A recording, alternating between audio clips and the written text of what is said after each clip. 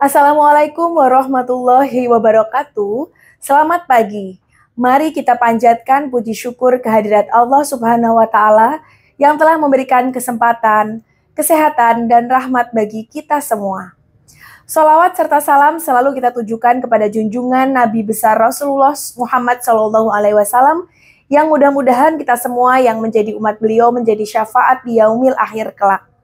Perkenalkan, nama saya Mayvita Silviana. Saya seorang dosen tetap bagian ilmu penyakit saraf, program studi sarjana kedokteran, dan program studi pendidikan profesi dokter dari Fakultas Kedokteran Universitas Islam Sultan Agung Semarang. Video ini dibuat dalam rangka pernyataan diri dosen dalam unjuk kerja Tridharma Perguruan Tinggi atau PDD UKT-PT untuk sertifikasi dosen 2025 dalam bidang pengajaran. Sistem pembelajaran di FK Unisula agak berbeda dengan prodi yang lain.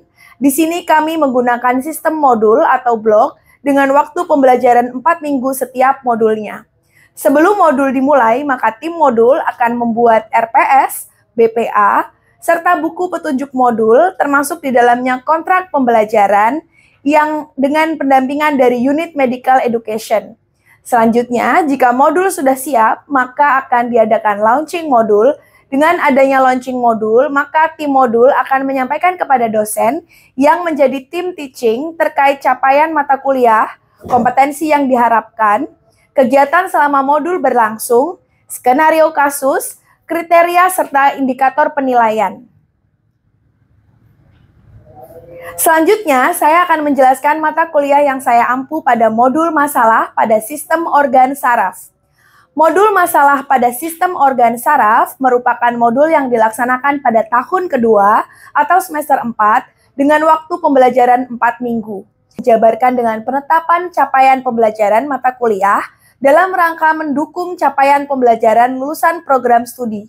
Modul ini terdiri dari 4 unit dan masing-masing unit berisi LBM dengan beberapa sasaran pembelajaran dan skenario masalah kasus sebagai trigger. Dalam modul ini, mahasiswa akan belajar tentang masalah pada sistem organ saraf dengan menelaah secara mendalam dari etiologi penyakit, patofisiologi, patomekanisme, hingga gejala klinis dan manajemen penyakit pada sistem organ saraf. Penggunaan strategi problem-based learning dengan metode diskusi tutorial menggunakan 7 jump step, kuliah pakar, dan praktikum laboratorium memberikan kesempatan bagi mahasiswa untuk dapat menerapkan berbagai sikap profesional yang mampu menunjang ketercapaian profil lulusan FK Unisula. Assalamualaikum warahmatullahi wabarakatuh. Berikut kami sampaikan pernyataan diri dosen dalam unjuk kerja Tridharma Perguruan Tinggi Sertifikasi Dosen 2025. Kak ulangi.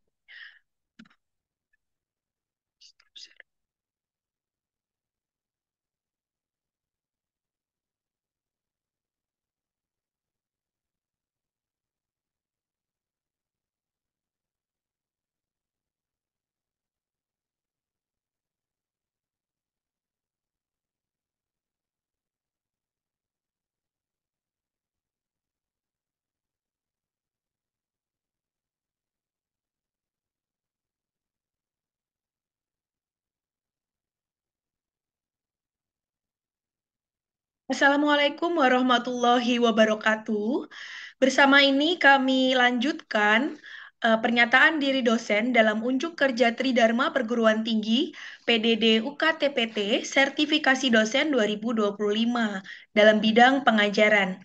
Berikut kami sampaikan deskripsi mata kuliah.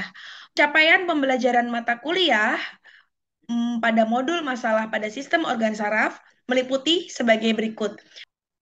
Berikut CPMK-nya. Sistem pembelajaran pada modul masalah sistem organ saraf ialah terdapat 4 minggu, di mana 1 minggu kurang lebih terdapat 16 kali pertemuan dengan 1 SKS. 4 LBM pada modul ini. LBM pertama mengenai nyeri kepala, LBM kedua mengenai gangguan neurovaskuler, LBM 3 mengenai nyeri pinggang, dan LBM 4 mengenai vertigo. Kuliah pakar akan dilaksanakan oleh bagian ilmu penyakit saraf. Praktikum akan terlaksana menjadi beberapa yakni antaranya evidence based medicine, keterampilan klinik 2 dan juga integrated patient management atau IPM. Ujian mid modul akan diselenggarakan pada minggu kedua, ujian akhir modul pada minggu keempat. Metode pembelajaran pada modul tersebut ialah terdiri dari 3 hal ini. Yang pertama adalah small group discussion, di mana masing-masing pertemuan terdiri dari 100 menit, diskusi kelompok kecil terjalin antara 10 hingga 12 orang. Mahasiswa akan aktif berdiskusi dan brainstorming, menyusun kerangka berpikir, serta menyampaikan hasil belajar mandiri, dan juga mengerjakan learning issue. Kuliah pakar akan terjadi selama 100 menit, terdiri dari ceramah dan diskusi dengan interaktif learning. Praktikum akan dilaksanakan selama 200 menit, berupa demonstrasi, mahasiswa akan mendemonstrasikan serta mengidentifikasi, serta menggambarkan materi praktikum. Kriteria dan bentuk penilaian pada small group discussion akan terdapat checklist form penilaian yang terdiri dari kehadiran, keaktifan, serta kesiapan materi. Kemudian, bentuk penilaian lainnya ialah MCQ pada ujian melalui ujian mid modul dan ujian akhir modul. Untuk kuliah pakar, kriterianya dan penilaian akan berbentuk absensi kehadiran, keaktifan mahasiswa saat dalam diskusi, serta MCQ ujian mid dan akhir modul. Untuk praktikum akan terdiri dari checklist form penilaian praktikum, kehadiran, keaktifan, serta kesiapan materi. Untuk MCQ akan dilaksanakan pada mid dan akhir modul, juga akan ada ujian OSCE. Sistem penilaian dan indikator kelulusan. Nilai akhir modul dihitung dengan rumus sebagai berikut. Rata nilai tutorial dikali 15%, ditambah rata nilai praktikum dikali 10%, ditambah nilai mid modul dikali 30%, dan ditambah nilai akhir modul dikali 45%. Standar kelulusan menggunakan borderline regression method. Baik, adik-adik, pada kesempatan kali ini kita akan melanjutkan pada kuliah pakar di LBM 4, yakni dengan topik amyolateral sklerosis, ya, penyakit motor neuron. Masih tergabung dengan rangkaian lesi yang juga sudah kita bahas pada LBM 4 ini. Ya. Ya, amyolateral sklerosis ya atau yang kita kenal dengan ALS ini cukup jarang ya adik-adik. Insidensinya adalah 2,5% per tahun ya, 2,5 orang ya, 2,5 per 100.000 orang per tahun ya. Untuk prevalensinya 6 per 100.000 populasi per tahun ya. Dan insiden globalnya antara 1,75 per 100.000, di mana lebih banyak laki-laki dibanding perempuan ya, 1,5 hingga 2 kali lebih banyak daripada perempuan ya. Tahun 1898 ya sempat ditemukan di Guam, kemudian tahun 62 sempat ditemukan di Irian Jaya. Sementara tahun 83 istilah ALS mulai sering digunakan. Dikatakan pada beberapa literatur penelitian ya bahwa literatur tersebut menyebutkan bahwa orang kulit putih lebih banyak terkena dibanding orang kulit hitam dengan rata-rata usia onset 50 tahun. Nah, ini siapa nih, Dek? Ada yang tahu? Mungkin penggemar baseball? Nah, ini ya. Lou Gehrig. Ya, dia adalah pemain baseball terbaik New York yang meninggal karena ALS. Ya. Nah, definisi dari ALS sendiri adalah merupakan penyakit kronik progresif akibat degenerasi neuron motorik pada kornu anterior medula spinalis, di mana inti-inti motorik batang otak ya dan degenerasi traktus kortikospinalis dengan hasil akhir yang fatal. Ya, jadi traktus kortikobulbar juga terjadi masalah ya, dan juga ada degenerasi dari traktus kortikospinal dengan hasil akhir yang cukup beresiko ya atau cukup fatal. Nah, penyakit ini juga disebut juga merupakan penyakit kronik progresif yang ditandai dengan degenerasi UMN dan LMN ya, karena kita tahu di kornu anterior medula spinalis itu bergabung ya antara sel-sel UMN dan LMN. Nah, disitulah terjadi kerusakan sehingga gambaran kliniknya pun memenuhi gambaran klinis UMN dan LMN. Beberapa etiologi yang disebut di sini ya dikatakan tidak sepenuhnya diketahui dengan jelas ya. Jadi meskipun ada beberapa asumsi, tapi para researcher menyatakan bahwa sebagian besar ini idiopatik ya. Maka kemungkinan yang harus dicurigai antara lain adalah virus ya, infeksi virus kronik ya, infeksi virus polio yang laten, ya itu bisa disebut sebagai suatu etiologi. Kemudian ada yang mutasi genetik ya pada ALS familial kromosom 21 pada gen enzim superoxide dismutase SOD1 ya. Kemudian akibat heavy metal ya, toksin, logam berat ya, mangan dan lain sebagainya ya yang sering ditemui sehari-hari. Kemudian pada gangguan mineral ya, bisa ada kesamaan klinis antara ALS dengan hiperparatiroid yakni defisiensi fosfat dan defisiensi kalsium gitu ya. Untuk excitotoxicity-nya higher level pada glutamat ya, glutamatnya cenderung meningkat. Kemudian bisa ada trauma dan juga nutrition intake. Namun apapun penyebabnya, peningkatan kalsium intrasel ini bisa menjadi faktor yang menyatukan berbagai mekanisme yang terlibat di dalam kematian neuron motorik yang berkaitan dengan ALS. Kemudian kita lihat dia terdapat dua tipe ya adik-adik. Ada tipe familial yang 5-10% ini diturunkan secara autosomal dominan ya, terbanyak pada kromosom 21. Nah, ini mean survival rate-nya antara 3 tahun. Kalau sporadik, biasanya dia 90-95% kasus yang penyebabnya itu tidak diketahui ya, tidak ada anggota keluarga yang menderita penyakit serupa. Mean survival year-nya biasanya 4 tahun. Dilaporkan pula bentuk overlapping dari ALS, Parkinson dan demensia. Ya, jadi mirip-mirip, ternyata ada bentuk yang serupa. Nah, ini adalah beberapa varian ALS ya adik-adik ya. Ada frontal demensia, ya ini ada atrofi frontal lobe ya, sehingga ada gangguan pada memori, kognitif, bahasa begitu ya. Kemudian pseudobulbar palsy, ini jalur kortikobulbar gejala yang dominan adalah kelumpuhan tipe UMN ya. Jadi kortikobulbarnya terganggu tapi cenderungnya tipenya UMN gitu ya. Kemudian progresif bulbar palsy, ini nukleus saraf kranialis ya, yang terjadi kelumpuhan dari progresif ya, kelumpuhan progresif otot-otot dari saraf kranial, tapi sifatnya cenderung LMN ya. Jadi cenderung lebih berat kalau LMN. Kemudian primary lateral sclerosis, ini jika traktus corticospinalis saja yang terkena ya, karenanya gejala yang muncul hanya kelumpuhan yang UMN type begitu. Kemudian ada progresif muscular atrophy, ini adalah akibat sel-sel kornu anterior yang rusak ya, kemudian terjadilah muncul tanda-tanda kelumpuhan tipe LMN. Kemudian ada yang ALS murni ya, yakni kelumpuhan tipe UMN dan LMN ya. Jadi kalau adik-adik bingung kok bisa sih dok ada UMN dan LMN? Iya, jadi muncul spastiknya ada ya, tonusnya meningkat, refleks fisiologinya meningkat begitu ya. Tapi otot-ototnya cenderung atrofi ya. Refleks patologi bisa ada bisa tidak ya, tapi cenderung jarang ya. Saya sebagai neurolog dari zaman residen sampai neurolog ini baru ketemu satu pasien ya, kurang lebih 7 tahun ya, ini hampir masuk tahun ke-6 ke-7 ya, ini baru satu pasien saya dapatkan murni yang ALS ya. Kalau yang progresif muscular atrophy juga pernah ada tapi juga tidak banyak gitu ya. Patogenesisnya tadi adik-adik ya, bisa ada oxidative stress ya, kemudian ada mutasi gen ya, kemudian ada dysfunction dari mitokondrial, dan ada sitokin atau proinflamatori ya, yang mengganggu dari metabolisme sel saraf ya, yang menyebabkan sel-sel tersebut cenderung terganggu metabolismenya dan cenderung mati ya, sehingga terjadi kerusakan juga di situ ya sebelum kematian sel ya, sehingga terjadilah gambaran klinis yang sudah saya jelaskan sebelumnya. Nah, ini ada grade ALS grade yang dari Japanese classification, ada beberapa ya, ada yang mild, moderate, sama severe ya. Untuk yang mild biasanya pasien masih bisa mengerjakan pekerjaan-pekerjaan rumah atau yang berhubungan dengan activity daily living ya. Kalau yang mild grade 2 ini independent ya, living tapi udah nggak bisa untuk kerja. Ya, dia masih bisa sih ngerjain ADL-nya sendiri tapi udah nggak bisa ngerjain yang lain gitu ya. Kalau moderate di grade 3 ini dia udah membutuhkan bantuan ya pada keadaan-keadaan seperti makan, buang air ya, perpindahan lokasi dari kasur ke kursi dan lain sebagainya. Untuk yang model 4 adanya gangguan dari sistem respirasi. Jadi udah mulai ada sesak. Ya biasanya ini karena keterlibatan dari diafragma ya. Jadi saraf-saraf yang mencarafi diafragma ikut terkena sehingga terjadi kelemahan gitu. Kemudian kalau yang severe ini sudah terjadi kegagalan napas ya. Jadi sudah gagal napas, biasanya pasien harus dalam keadaan ventilator maupun tracheostomi.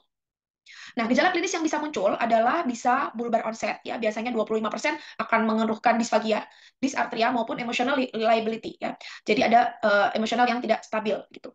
Kemudian juga bisa terjadi spinal onset atau limb onset. Ya, ini biasanya dikeluhkan 75% dari pasien.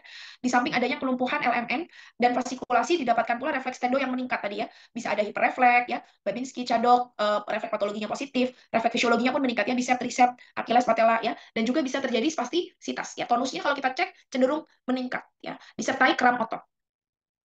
Pada stadium lanjut biasanya sudah ada dyspnea atau sesak tadi ya adik-adik ya, kehilangan kemampuan berjalan atau menggunakan lengan dan tangan ya. Kemudian kehilangan kemampuan berbicara dan menelan juga bisa ada, tidak disertai defisit sensorik maupun gangguan dari cerebellar atau ekstrapiramidal, serta fungsi sphincter ya biasanya tidak terganggu. Umumnya progresivitas hingga kematian adalah 2 hingga 5 tahun. Biasanya gejala yang muncul pada stadium akhir adalah demensia, adik-adik ya. Bisa ada demensia, kemudian impending gagal napas ya, pneumonia aspirasi ya, karena dia ada kegagalan atau gangguan fungsi menelan. Kemudian nervus okulomotor dari otot-otot ekstraokuler bisa terkena sehingga pasien bisa ketorsis ya, maupun bisa diplopia, melihat benda atau benda yang di depannya double begitu ya. Kemudian bisa menyerupai lock-in syndrome ya, karena kelemahan yang sangat berat ya, seperti seolah-olah lock-in syndrome.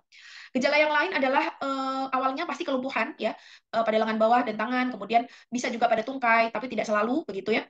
Di mana terutama otot-otot elevator kaki ya. Gejala biasanya mulainya unilateral, 25% pasien cenderung kesulitan bicara dan menelan, kelumpuhan secara lambat meluas ke tubuh dan tungkai. bisa ada disfagi tadi ya, dysarthry, kemudian akibat gangguan menelan biasanya dia juga ada drooling ya. Jadi produksi saliva yang berlebihan, tidak terjadi produksi saliva yang berlebihan, tetapi tidak terjadinya gara-gara disfagianya yang berat ya, sehingga liur yang ada tidak mampu ditelan sehingga selalu dikeluarkan. Kadang-kadang penderita tertawa atau menangis tanpa sebab yang jelas ya. Kalau yang terjadi ini maka bisa dianggap ada kerusakan dari batang otak. Kemudian pada makroskopis biasanya terdapat penebalan ya pada radix anterior medula spinalis. Ini harus kita MRI adik-adiknya untuk melihatnya. Kemudian sangat jelas pada cervical dan lumbosakral ya, sangat sering terjadi di situ dan juga kalau kita lihat ya akan lebih jelas di situ area-area di cervical maupun lumbosakral. Kalau secara mikroskopis biasanya kita melihat hilangnya neuron-neuron pada korteks motorik ya, yang hilangnya neuron-neuron pada nukleus saraf kranial dan juga hilangnya neuron motorik di kornu anterior medula spinalis dan batang otak. Hilangnya sel Betz pada korteks cerebri dan degenerasi pada traktus kortikospinal. Prosedur diagnosisnya untuk gangguan UMN biasanya kita melihat ya gangguan terjadi kelumpuhan progresif pada ekstremitas tanpa gangguan sensorik dan atau refleks tendo yang meningkat pada otot yang lumpuh.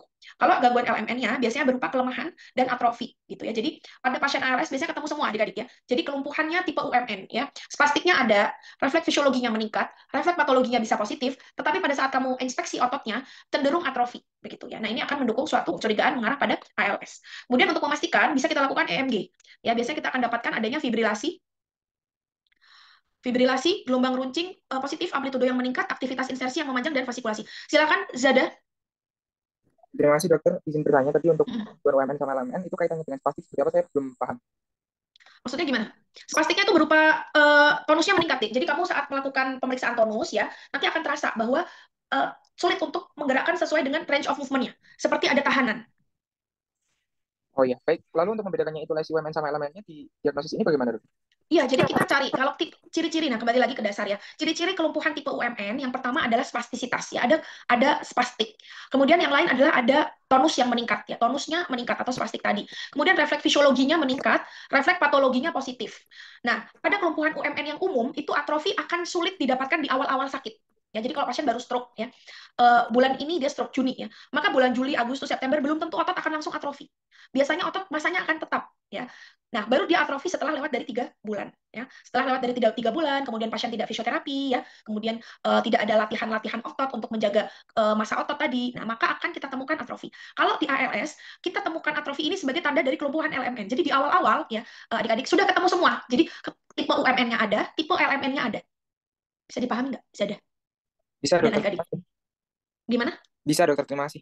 Ya, jadi ALS ini sangat unik ya. Jadi dia di awal-awal baru mau terdiagnosis ya, dia berbarengan dengan disfagi, misalnya ya, dysarthry, kemudian loh, ya dok saya kok tangannya lemah begitu ya. Loh kita periksa spastik gitu ya. Tapi kita cek biasanya di ini ya, abductor pollicis brevis ya, itu ada atrofi. Ya di awal-awal sudah kita udah loh ini kok atrofi gitu ya, dia bisa dicubit ya. Kemudian otot-otot metatarsalnya mengalami ke atrofi ya. Kemudian kita minta pasien untuk biasanya tolak pinggang ya, sambil kita minta pasien untuk buka baju, kita akan lihat adakah winging scapula ya, scapula yang menggantung akibat otot-otot terangnya dia atrofi gitu ya. Jadi itu ketemu di awal-awal. Jadi atrofi adalah suatu gambaran LMN dan kita tidak akan menemukan atrofi kalau tidak di kelumpuhan tipe LMN murni. Nah, tetapi di ALS ini kita ketemu atrofi ini di awal-awal dari pendiagnosisan ini ya. Jadi setelah gejala muncul, kemudian kita lakukan pemeriksaan fisik. Nah, kelumpuhan tipe UMN dan LMN ini muncul bersamaan begitu. Saya harap cukup jelas ya adik-adik ya. Baik. Kemudian prosedur diagnosisnya ini biopsi otot biasanya kita tidak lakukan ya. Kalau dengan IMG saja sudah bisa kita diagnosis, kemudian dengan pemeriksaan fisik yang baik sudah kita mengarah ke sana, biasanya kita tidak lakukan biopsi otot ya. Jadi bisa dengan EMG, secara pasti sudah bisa dengan EMG ya. Nih ya, jadi EMG-nya bisa ketemu fibrilasi, gelombang runcing positif, amplitudonya bisa meningkat ya. Aktivitas dari insersi yang memanjang dan juga ada fasikulasi ya. Kemudian kalau kita MRI cenderung baik ya, maka kita tidak lakukan MRI biasanya. Kalau memang cenderung ALS hanya, mungkin MRI dilakukan untuk menyingkirkan diagnosis lainnya ya, menyingkirkan transverse myelitis, menyingkirkan keadaan-keadaan lain ya yang kita rasa mirip dengan kondisi tersebut ya. Kemudian LCS-nya biasanya normal, kemudian enzim-enzim ototnya juga baik ya, bisa meningkat ya. Biasanya kalau pasien-pasien yang degeneratifnya cepat ya, memburuknya cepat ya, hari ini dia ngomongnya pelo, besok tiba-tiba sulit menelan, besoknya lagi tiba-tiba sesak. Nah, itu kita harus cek kreatinin fosfokinase. Jangan-jangan akan meningkat cepat pada kasus-kasus yang berkembang cepat. Ini tadi untuk diagnosis ya, biasanya kita dengan EMG saja sudah cukup jelas, meskipun kita juga melihat kecepatan antar saraf tepi umumnya masih dalam batas normal ya. Jadi kita perlu memastikan fibrilasi, fasikulasi dan polifasik ya, serta atrofi dan denervasi. Kemudian biopsi otot kalau memang bisa dilakukan maka kita akan melihat atrofi vasikulus otot bercampur dengan vasikulus yang normal gitu ya. Kemudian peningkatan kadar enzim otot ya, tadi kreatinin fosfokinase bisa meningkat, tetapi dapat terjadi tapi tidak setinggi pada penyakit-penyakit otot lainnya gitu ya. Nah, ini untuk kriteria diagnostiknya dari Escorial ya, kriteria dan Awajishima konsensus tahun 2006 dikatakan ada the presence of ini ya. Jadi ada LMN degenerasi, kemudian ada UMN degenerasi dari pemeriksaan fisik. LMN ini kita pastikan dengan elektrofisiologi atau neuropatologi. Kemudian kita melakukan pemeriksaan dari simptomnya ya, spread symptom, progress spread symptom ya, gejalanya menyebar cukup progresif. Kemudian juga tidak ada gangguan lainnya ya yang menyebabkan penyakit tersebut muncul ya, atau kita merasa tidak ada penyebab lain yang mungkin gitu ya. Ini elektrofisiologi dan patologi buktinya itu menyebabkan ya mungkin menjelaskan terjadinya gambaran LMN dan UMN ya. Kemudian neuroimaging untuk menyingkirkan keadaan lain ya yang menyebabkan kita memunculkan klinis tersebut ya. Kondisi-kondisi yang mengenai dari traktus piramidal ini ya adik-adik ya. Dan LMN ya, diagnosis banding lainnya bisa ini. Ya, jadi bisa syringobulbi, syringomyeli, ya, dan spondylosis cervicalis bawah, sindroma paraneoplastik ya. Jadi sindroma paraneoplastik ini suatu tumor atau massa yang dia menyerang tapi bukan di organ tersebut gitu ya. Misalnya massa di tumor gitu, tapi dia menyerang sistem saraf gitu ya. Remote system apa? Sistem yang diserang itu bukan yang di situ, bukan yang diletak tumornya ada begitu. Kemudian hiperparatiroidism. Terapinya, nah ini cukup sulit ya adik-adik ya, belum ada obat yang benar-benar menyembuhkan. Tapi sudah ada sih, sekarang sudah ada, cuman cenderung sangat mahal ya. Biasanya tidak semua asuransi mau mengcover begitu. Kemudian tujuan pengobatannya biasanya hanya untuk memperlambat progresivitas penyakit, mengurangi keluhan klinis, dan juga suportif, serta menanggulangi komplikasi. Ya. Biasanya penanganan dapat dilakukan adalah simptomatik dan fisioterapi ya, untuk penguatan ototnya. Ini untuk multidisciplinary approach ya adik-adik ya, bahwa pada keadaan ALS kita perlu melibatkan semua dari sistem kesehatan. Jadi tidak hanya neurologis, perlu ada dokter paru ya, respiratory physician, fisioterapi, kemudian gastroenterologi untuk gangguan makan dan minum, mungkin nutrisionis juga ya. Kemudian karena penyakit ini kronik dan progresif, maka pasien juga sering sekali jatuh pada keadaan mental illness ya, depresi, anxiety mix depresi gitu ya. Kemudian bisa ada masalah-masalah di tadi ya disfagi, di afasia, dysarthri, maka kita tetap butuh bantuan rehabilitasi medik ya. Jadi spesialis rehabilitasi medik. Kemudian juga palliative care team ya, kemudian juga dari ALS Association ya. Jadi kalau penyakit-penyakit kronik progresif itu punya komunitas. Ya, di komunitas itu mereka biasanya saling menguatkan ya, saling membangun positive relation gitu ya untuk semangat dalam menghadapi penyakitnya begitu. Terapinya ini yang sedang dikembangkan ya, riluzole ya, ini ada di situ disebutkan dia merupakan glutamat antagonis. Kita berusaha untuk memperbaiki sulit menelan ya, kemudian bicara pelo dan lain sebagainya ya, dan juga kelemahan-kelemahan ekstremitas atau otot-otot terang tadi ya, termasuk dalam pasien memperbaiki kemampuan breathingnya ya, otot-otot dinding, otot-otot pernafasan, otot-otot dinding dada ya. Edarafon, nah ini yang juga sedang dikembangkan, ini beberapa merek paten sudah mulai ada, cuman memang harganya jutaan ya adik-adik ya, jutaan hingga puluhan juta untuk dalam waktu per bulannya ya, jadi per bulannya aja cukup mahal ya, dan tidak semua asuransi mengcover gitu. Dia dikatakan memperlambat progresivitas dari defisit neurologi dan juga menurunkan dari stres oksidatif ya, efek dari stres oksidatif atau radikal bebas. Kemudian efikasi dari terapi imunosupresif dan imunomodulator merupakan bagian faktor neurotropik yang belum terbukti. Ya. Jadi terapi-terapi yang mendepresi dari sistem imun dikatakan belum optimal untuk memperbaiki dari kerusakan kornu anteriornya tadi. Gitu. Ini ada drug modifying disease comparison adik-adik antara riluzole dengan edarafon dari beberapa berbeda secara main actionnya ya. Jadi cara kerja obatnya cenderung berbeda dan harapan yang diambil cenderung mirip ya. Jadi diharapkan ada progresif yang menurun, kemudian ada median survival rate-nya meningkat begitu ya. Untuk yang riluzole per oral ya adik-adik ya. Per oral dia biasanya 2 kali 50 mili, diminum 1 jam sebelum makan atau 2 jam setelah makan ya. Untuk edarafon biasanya IV 60 mili per hari ya. Untuk 14 hari dilanjutkan dengan daily dosing untuk 10 hari sampai 14 hari juga. Dilakukan berulang beberapa siklus begitu ya. Side effect-nya tertampil ya adik-adik di layar adik-adik bahwa ada peningkatan liver enzim ya untuk yang riluzole, juga ada fatigue, astenia, kemudian juga bisa ada mual ya. Sementara untuk yang di edarafon dia biasanya urin glukos ya, cenderung ada peningkatan, kemudian bisa ada gangguan kesadaran ya. Ini dua-duanya udah ada di Indonesia, cuma harganya memang sangat mahal adik-adik ya. Begitu. Kemudian ini adalah upaya dalam memonitor ALS progresivitasnya. Ya, jadi ada ALS Function Rating Scale Revise ya, kita mengukur dengan skala ALS scale. Kemudian tracheostomy free survival ya, dia berapa lama nih bisa free dari tracheostomy. Kemudian vital capacity lung biasanya parunya juga kita cek. Kemudian handheld dynamometry juga kita perbaiki. Dubia et malam ya adik-adik, kalau memang ada kasusnya biasanya tidak lama usianya ya. Ada yang hingga 3 tahun, ada juga yang hingga 5 tahun, tapi tidak banyak begitu ya. 3 hal yang mempengaruhi harapan hidup adalah usia saat pertama kali timbul gejala. Semakin muda, semakin lebih bisa survive lebih lama gitu ya. Waktu yang tertunda dari onset hingga masuk klinik, semakin dia menunda-nunda dari muncul onset sampai periksa ke dokter, biasanya akan makin buruk outcome-nya. Kemudian timbulnya perubahan fungsi respirasi ya. Jadi misalnya terdiagnosis di awal tahun ya, tapi fungsi respirasinya baru terganggu di akhir tahun. Nah, maka dia prognosisnya akan lebih baik dibanding yang lebih cepat muncul gangguan fungsi pernapasan gitu ya. Kematian biasanya disebabkan karena aspirasi atau kelumpuhan otot-otot pernafasan. ALS merupakan penyakit motor neuron dengan prognosis yang sangat buruk ya. Kemudian pengetahuan mengenai kausa dan gejala-gejalanya serta pemeriksaan fisik yang baik dan pemeriksaan elektrodiagnostik ekstensif semuanya berperan dalam mendiagnosis ALS. Tujuan terapinya adalah membuat pasien menjadi nyaman dan mandiri karena mereka bisa dalam kondisi yang sangat keterbatasan gitu ya. Edarafon dikatakan merupakan antioksidan kuat yang dapat mencegah stres oksidatif dari penyebab kematian dari motor neuron pada ALS. Merupakan scavenger radikal bebas yang poten ditunjukkan dengan melambatnya kehilangan fungsi fisik pada pasien ALS 33% dibandingkan placebo. Saya rasa itu untuk kuliah pada sore hari ini dengan materi ALS dan materi periodik paralisis dan juga uh, siringomieli. Ya. Apakah ada adik-adik yang hendak bertanya? Silahkan.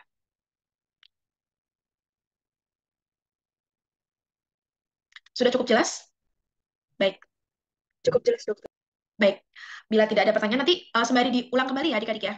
Jadi tadi kalau periodik paralisis biasanya kelemahan, kelemahannya sifatnya LMN, simetris ya, ditandai adanya kalium yang abnormal, bisa turun, bisa meningkat.